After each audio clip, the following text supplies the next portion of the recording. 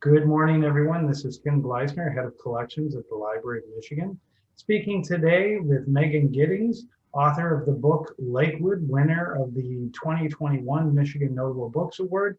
Megan, how are you today? I'm doing well. How are you doing? I'm doing quite well. Thank you for calling in today, and thank you for being with me here today. And as I ask every author, Megan, just I'm wondering if you could give a little background on yourself, how you became a writer, and what brought you to this point of writing the book Lakewood.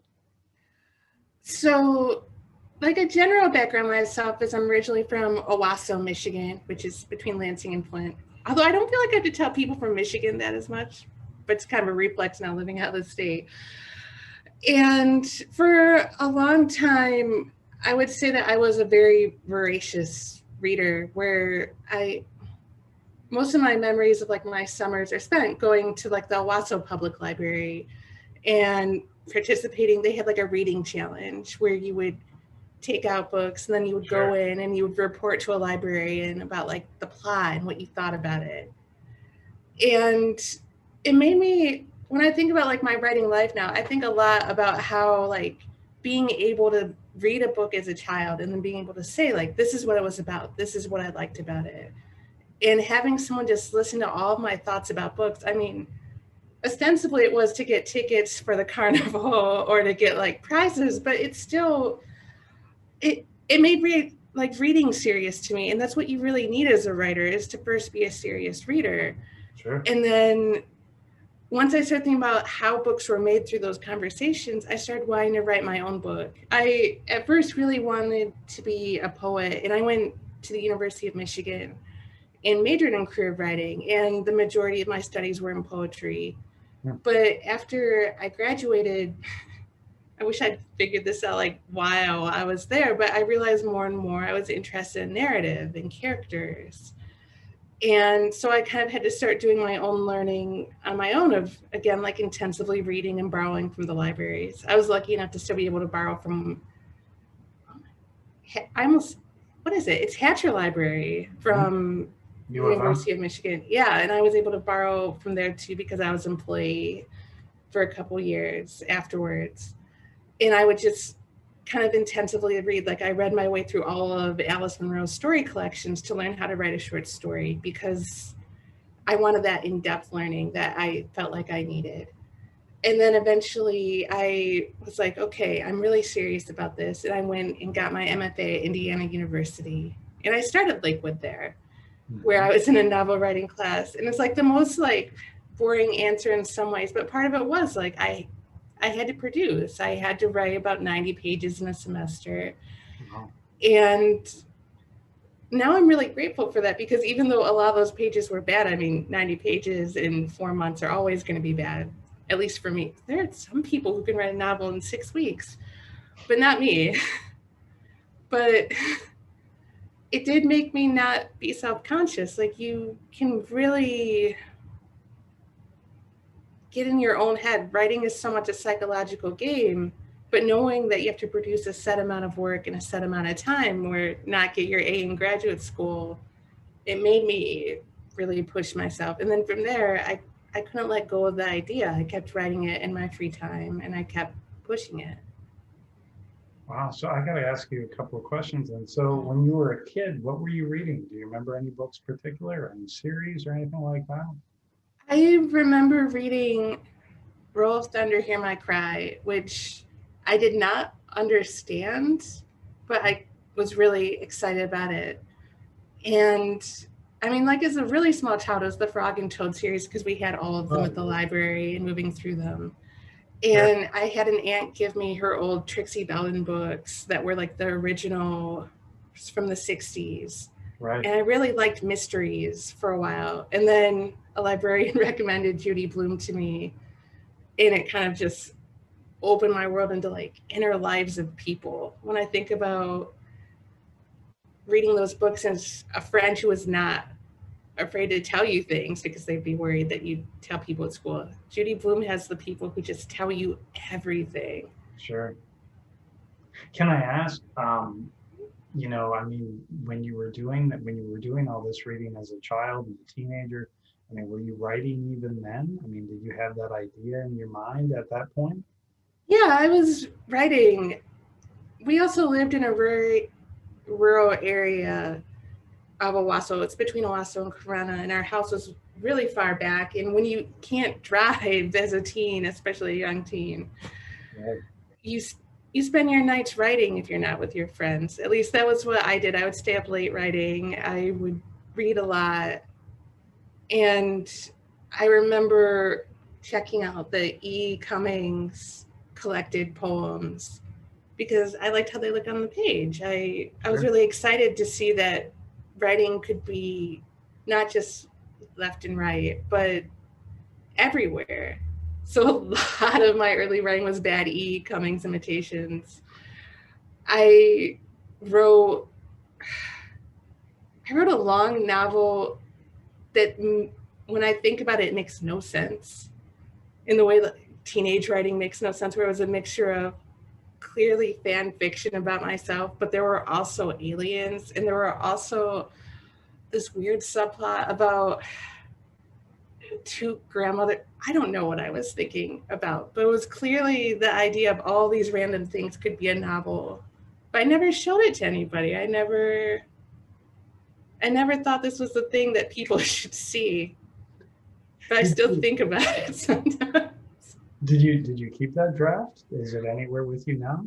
My dad has it in his house, in his basement, where it's in a closed container, and he keeps offering to give them to me. I don't know. It's a psychological thing where someday I'm going to want to look at them, but right now I feel like I need to be a little more tender to my old self to look at them before I can just even have them in my basement. Sure. Now, like you, I was a former library employee in college as well, and I remember many nights reading on the job. Maybe I wasn't supposed to, but I'm just wondering, like, what was that jump? I mean, like, what was propelling you from poetry to narrative fiction? What pushed you over? I mean, like, what was? Because I mean, you studied for poetry, everything else. I think on a basic level, I had hit like a level of complacency with my writing where I was reading things to put together an honors thesis. And I don't entirely understand how I was this insightful at 22 because I was not insightful about many things at 22. But I realized that the majority of the things I was writing, they were all essentially the same poem. I was saying the same thing over and over again. And sometimes that can be a good thing for a writer to be able to say this same thing well. But for me, I was like, I'm serious about writing. I need something, and it just pushed me toward fiction. And I'm really envious of people who are poets who can write many things and do many things with it. But for whatever reason in the form, I couldn't push myself the way I needed to feel like I could have a career. I couldn't give myself the freedom to say many things, and I don't know why. It just So, question I ask everyone, why do you write? I mean, you've been writing since you were a child, you're an adult now, you've made a career of it. But what propels you? What compels you to write? some of it I love it. Even when it's bad, I love doing it. It's the excitement of that you have a combination sometimes when you write of confidence and also self-doubt, and the ability for me to push through that and not feel too good about myself or too bad. It's still really gratifying to me. And I love making up new worlds and thinking about people. And some of it's been a real escape. Like I finished most of my second book the pandemic is still happening, but during last year and some of this year, and to be able to go somewhere else and think deeply about life. And most of the time when I was thinking deeply about life, it was through the news for the past year and a half, and it would just make me miserable or very cynical. So to have a project where I could try to think about life in a more complicated and nuanced way rather than everything's on fire, we're in trouble. it really helped. It was a solace. Okay. I'm So grateful. did Lakewood, I mean, you were studying short stories and everything else. Did Lakewood start as a short story? It didn't. It was always a novel. And some was motivated because I was in a novel writing class. And some, I knew pretty quickly that I wanted to think deeply about grief and also the things that sometimes people who are systemically just oppressed have to do in a country that does not give us much of a cushion. Mhm. And I think that Lakewood, while it is a book about race, when I was writing it, and I knew it would always be a book about race because when you're a Black writer, most of the time people say this is a book about race. And I also think every American book is about race, so I'm not pushing it, even by white writers. As long as you're an American, you're in some way writing about race in this country because it's tied in the fabric of everything. But I really wanted to think deeply about how there's not a lot of kindness in the way we live our lives, especially when I think about the healthcare system, where I had a family member he wasn't actually sick, but he was diagnosed as having a life threatening illness. And we had insurance, but insurance meant that we just could afford things and then still use all of our savings. And we essentially spent some months just finding out he wasn't as sick as a doctor had initially diagnosed him as, and spending all of our savings and asking ourselves, like, how can we afford this? What can we do in case this is actually happening? Mm. And I'm still really angry about the experience because if the worst had actually been true, I wouldn't have had the space to actually say goodbye or enjoy this amount of time with this person I love very much. It was about finances. It was about how do we just keep this going? And it's been on my mind a lot because I mean, you've probably read like a lot of the news about people who get diagnosed with COVID and get hooked on the ventilator. And then one of the last things they ask is how am I going to pay for this? Mm. And I can't think of any more undignified way to die than having to be like, and how much is this going to cost, rather than being able to say goodbye or I love you and not feel like you're a burden on your way out because you know all the people you love are going to spend the rest of their lives paying for your care. Oh, And I'm sorry. it really drove a lot of what Lakewood is about to me because Lena, the main character, she's figuring out how to just fix her family that's left, not actually mourn her grandmother's loss. She's not really able to say goodbye because she's consistently in survival mode. So can I ask, how did you take all those strands from our society and, and I'm not trying to minimize it in any way, but digest it into Lakewood, because I mean, those are some heavy topics: race, healthcare, inequities. I mean, I have to imagine, as you said before, 90 pages, not the editing process. I mean, like how does a writer like yourself really bring that all into a manageable narrative? Because those are huge topics which each unto itself would, garner a book unto themselves. I'm sorry if that's not making sense. No, it makes complete sense to me. And for me, it's always about thinking about the person, the heart of it, where I think it's really easy sometimes to compartmentalize all the things a person experiences in their life. Sure. But the more a person becomes real to you and the more you think about the number of people who are going through really hard things but they're still able to do this thing and that thing and have emotional generosity to the people in their lives and work really hard to keep everything just threaded together. And that really influenced the way I approached the book, where Lena always had to be first. And if she was the lens that all of these things came through, then the book could work. And if she wasn't a strong enough character to me or able to talk to readers on the page, then I knew the book would fail. So tell me, how did you get the idea for this book? What was like your inspiration originally? Some of it was like the experience I told you about, where I was thinking a lot about that, but it took me a long time to realize that the way to approach it was through research studies. It couldn't just be this mysterious place, and it couldn't just be about grief to me. Like when I read The Immortal Life of Henrietta Lacks, and I was also doing research studies, where I first initially signed up one just for some extra cash because they pay $40 an hour and I was a graduate student. And then the experience really, the first one was actually a pretty miserable experience because it was for contact lenses and I wasn't allowed to take them out myself. So I had to go in every day, and a research assistant wearing surgical gloves had to take them out of my eyes. I still can't believe I agreed to do this because it was terrible. But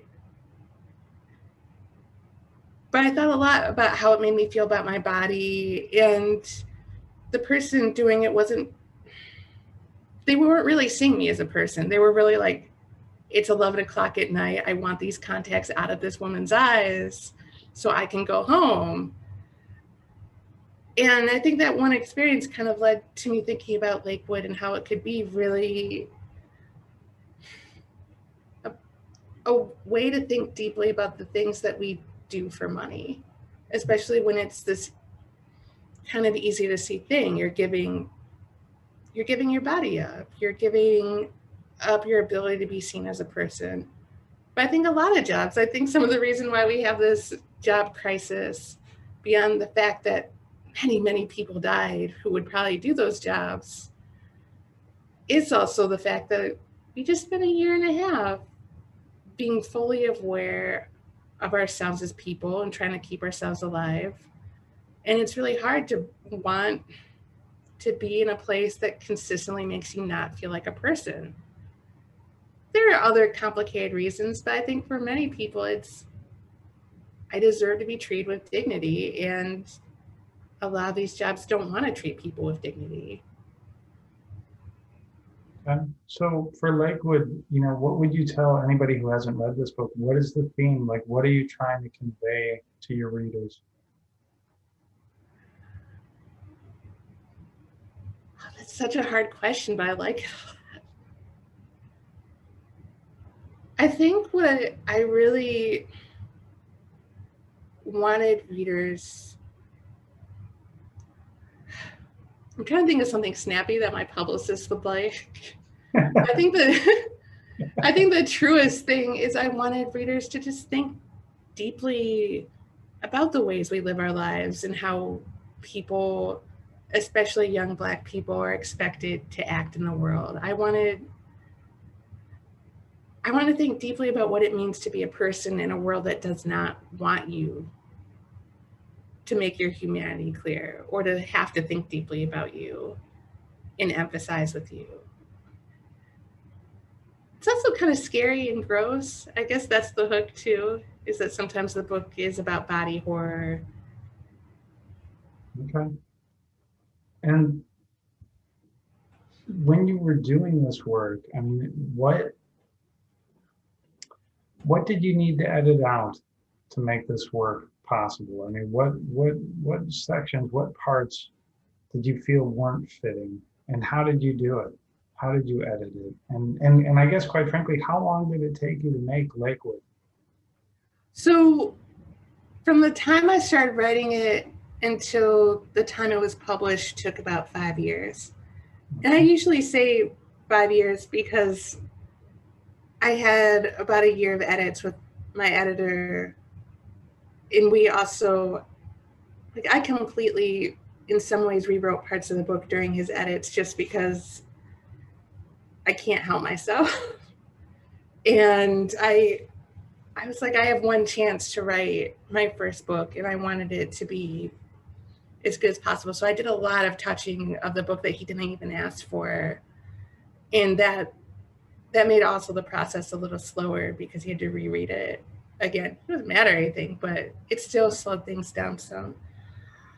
And some of it was I was in graduate school and doing many things. And then after grad school, I was working like many different jobs because I couldn't find a full-time job. And also I didn't really want to find a full-time job. I wanted something that would give me at least 10 hours a week to write, because I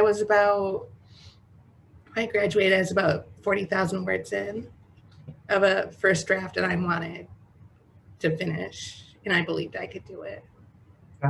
So I got a question. I mean, like, you know, the response has been tremendous. I mean, I go to bookstores and I see your book everywhere. I can tell you that the committee's response was overwhelmingly positive very early on in the process last year. And I guess my question for you is, you know, you talk about, you know, not reaching people, but showing people lives that typically aren't covered in our system, right? I mean, like, typically aren't in depth. And I'm wondering, with the audiences that you have you reached audiences that are visible minorities, and what has been the response from those people to your book? I think the response to the book, I think it's been a really nuanced response where some people feel really seen. I think that there's been some people who think the book is too much about race, but I think I might agree sometimes, just in the sense that I also kind of have the fatigue of everything that's marketed to me as a Black reader, and not like a reader in general, tends to be, here's something else about how hard it is to be Black in America. But I mean, the book was also up for 2 NAACP Image Awards, so that's also a huge sign of it reached the people who it meant to reach, and they thought there was value to it. It's been really interesting to go on tour for the past year, because the way people talked about the book keeps shifting based on what's happening in the news. When I was originally doing press for Lakewood in February of 2020, which feels forever ago, but it was not. Most of the questions the interviewers wanted to talk about were about race. They wanted to talk about the history of experimentation on predominantly Black communities in the United States. And I had done a lot of research on that and read a lot of old CIA files and things like that. So it was easy to talk about. And then, but when COVID hit, a lot of the conversations did become more about healthcare systems. It became about the ways that we use money, like having Black readers that they correctly identify, like there's this phenomenon that sometimes we call Black tax, where if you get any hint of money, you help your family. Okay. Although I think many communities also have that same thing, but especially my Asian friends who also, you give money to your family.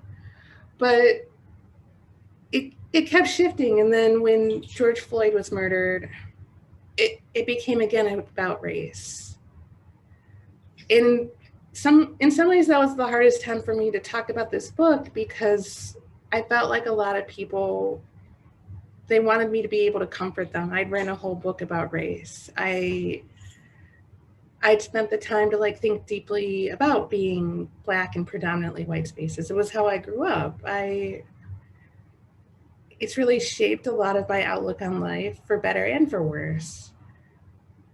But I couldn't really give anyone comfort. There's not a lot of comfort you can give when you're horrified yourself to see everything that is kind of subtext in this country, or the subtext people. I mean, now we're in a time where people, they don't want to hear it.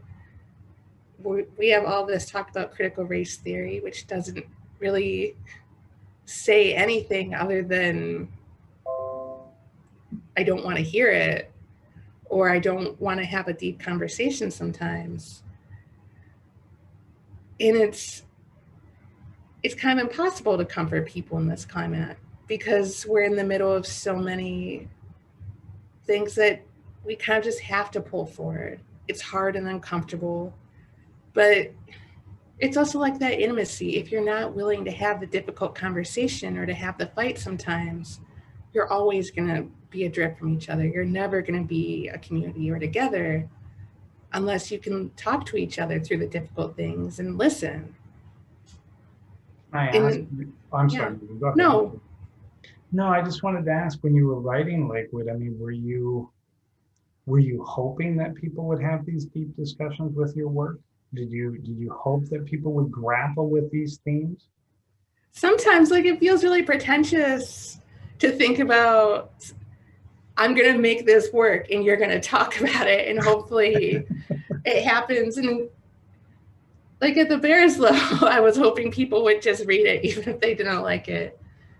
But it's been one of the most meaningful things in my entire life to be able to go to these spaces and have people want to talk deeply and think deeply and to engage with me and to engage with the book. I never imagined that, especially with my first book, that people would read it as much as they have, that they would connect to it. It was kind of it felt like a really little book. Like a lot of my friends were selling their books for a lot of money and with big deals. And I sold Lakewood for a very small amount of money in the big scheme of publishing. I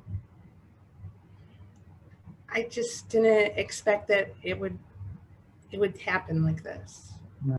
So can I ask, I got to round back because I'm a librarian and archivist. We talked about the research and I'm fascinated. Mm-hmm. What kind of research, how much did you have to research for this book and what did you research? So I did a lot of research on research studies in general, and some of that was experiential, where I did for years go to research and become a research study subject. And I made friends with the doctors. Like new doctors took over the eye care clinic that I went to a lot. And I told them I was writing a book and they let me interview them and ask questions and talk through like, how do you do this in an ethical way? What are the concerns? What are you taught about? What do you think about? Because I needed to learn how to do it the right way so I can make it completely wrong in the book. I read old CIA files, many of them that got dumped and released around, I want to say 2016, maybe it was 2017. Okay.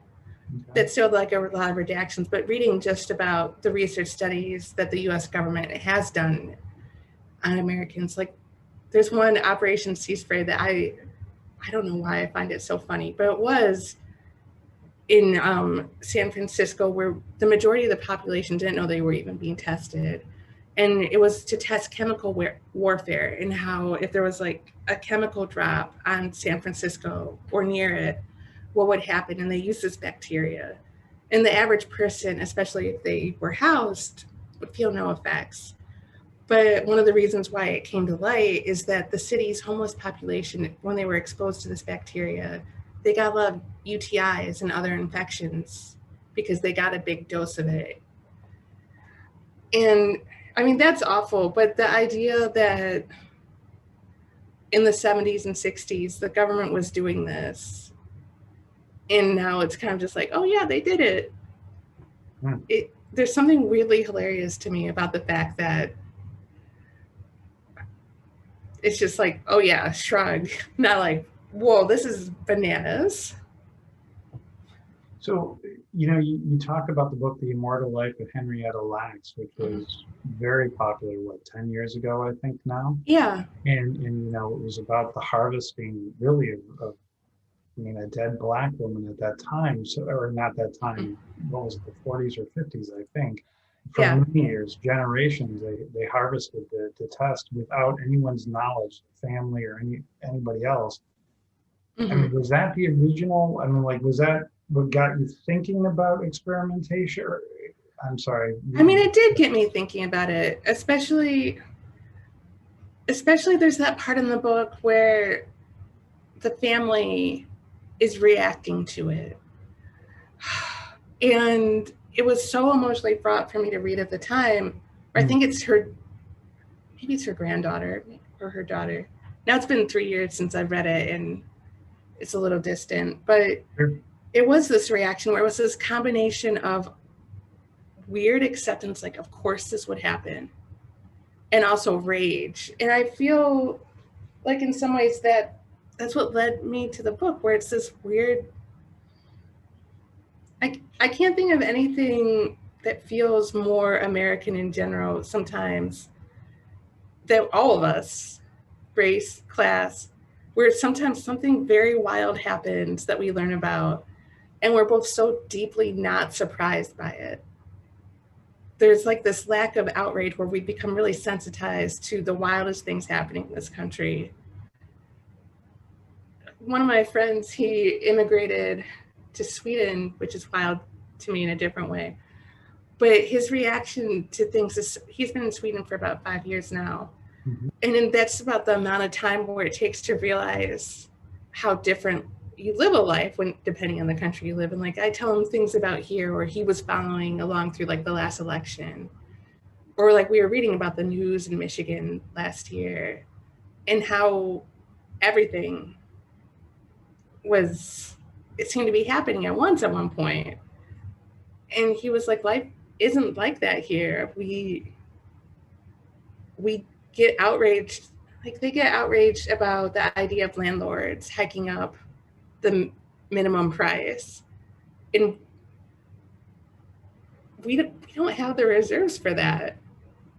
Life is fast here, and many things happen all the time. I like that. Let me ask you, so with your next book, you said you're coming near to the completion of that next book. Were there strands in Lakewood that went into your new work, or did you make a complete departure from Lakewood in your next work? I did completely leave Lakewood, where it comes out next year, and it's about a young Black woman who lives in a world that's mostly like our own, except for the fact that witches are real. And that women are heavily monitored for witchcraft. And if you're not married by the time you're 30, you have to register with your state. So she lives in Michigan, so she has to register with the state of Michigan as a witch if she's not married by the time she's 30. And doing that means she has to forfeit money. She has to forfeit the ability to live in a regular life because there's no man to take care of her or to vouch that she's not a witch. She needs a guardian. And the book is exploring what it's like to live in a world like that. That's fascinating. So, okay, so I have to ask, right? Now I'm getting excited. So how do you envision these alternate realities? I mean, I find it very hard. I mean, I find it very difficult. I'm probably just too literal of a person. I mean, that invention, that spin on our state, right? Your home state. Yeah. I mean, where most of my family lives. Yeah. Yeah. I mean, like, how do you do that turn? Like, how do you get that? I mean, I think it's about thinking sideways a little bit. I mean, in just a little bit of exaggerations. Women essentially still, in some ways, to feel like we're credible or to feel safe in our decisions, we're really pushed toward marriage. Women weren't allowed to have credit cards until what, 1975 on their own? Our healthcare is still consistently regulated. It's sometimes, for me, it's easier to think about that sideways step, that twist, so I can think about the things that I really want to think about. Like, it gives me, I think, like a quilt, so I feel safe to think deeply about, what do I feel about this? I mean, I'm married and I like being married, but it's still kind of fraught for me, and sometimes because so much of, like, my insurance is my husband's insurance. I feel like people take me more seriously when they see I have a wedding ring. So, not to push too far ahead, I mean, this next book, I'm sure Lakewood was definitely a debate or a negotiation between you and your publicist and publisher. How do you, I'm trying to, when your publisher comes to you and or publicist and says, we got to market it this way. I mean, it must be difficult for these imaginary worlds, not imaginary, I apologize, but the spin on reality. It is imaginary. But I mean, like, I gotta imagine, like, these guys are running a business and here you are, the artist, because that's what you are. Yeah. I mean, it starts before them even. It starts with my agent because he has to market the book to sell it. Okay. And he has the hardest time with my books because he has to find a way. It's easy to pitch it over the phone. And he does do like the traditional phone pitch before he sends on the email pitch as well. But he still has a really hard time over email trying to figure out the way so that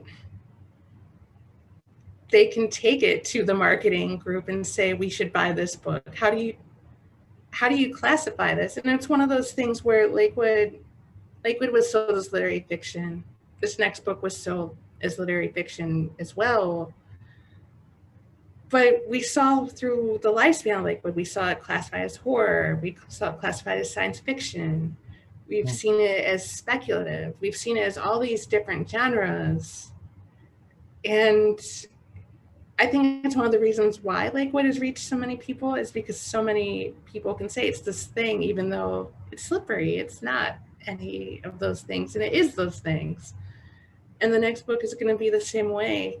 It sometimes gives me a lot of anxiety about how the book is going to be perceived because I'm not a traditional horror writer. I'm not a traditional science fiction writer. I guess maybe the closest I am is maybe speculative because it does have that step away from reality that I like so much. So you said you had worries about how it was received or how it's going to be received. Has there been an instance where you've had, somebody in an audience somewhere not receive it the way you were intending and you cringed a bit or, I mean, always, and especially what happens a lot lately is that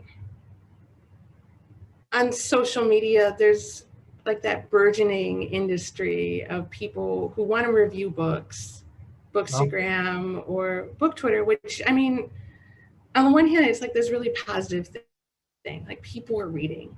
Right. And somehow reading gives them clout, which I've never experienced a situation where, people are like, you read this book? That's so cool. And so that's really exciting. But it is really frustrating to have people try to tag you or want you to see a negative review of your work and think that that is the way to do it. I try really hard not to read reviews. I don't, and it's not to say I don't want that conversation, but it's to say, I think a lot of people forget that there's a person who made this thing, who has to keep writing things. And I didn't write it specifically for you. It's not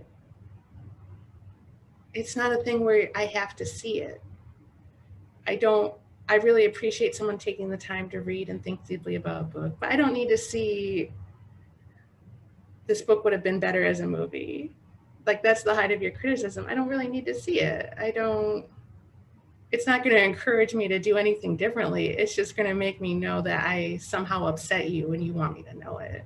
Well, I can tell you, I mean, there are a lot of people who hope you don't do it differently. So I applaud you in your integrity in that way. So that's fantastic.